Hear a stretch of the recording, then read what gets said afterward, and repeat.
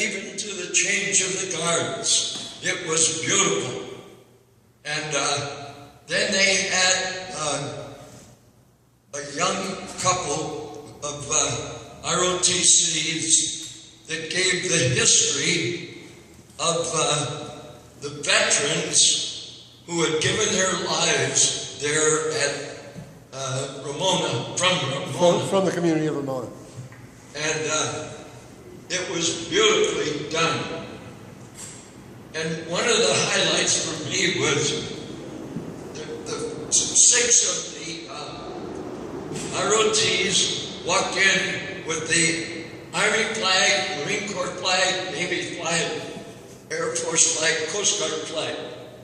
And they stood there and they dipped their flag when they sung the caissons should go rolling along. The Army people stood up first. Then the flag went back up into position. Then the Marine Corps came down and they sang the Marine song. It was just beautiful the way they had everything.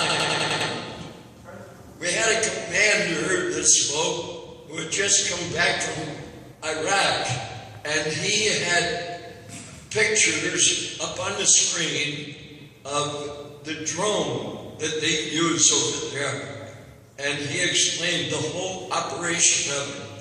And they showed one in flight, and I'm telling you, that did flips like you couldn't believe.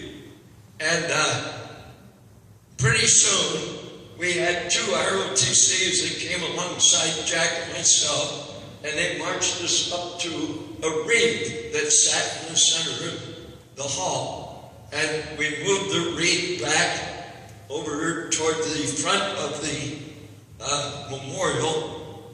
And then they gave the story of his life on the screen, and they did mine.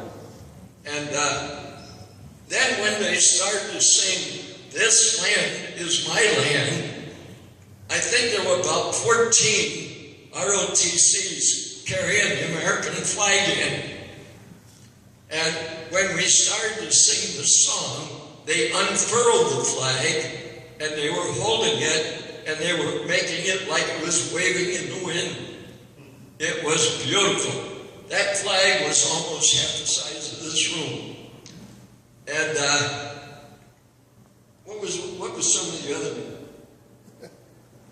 There was something else that the ROTC girls did back and forth, but I quite forgotten. But anyhow.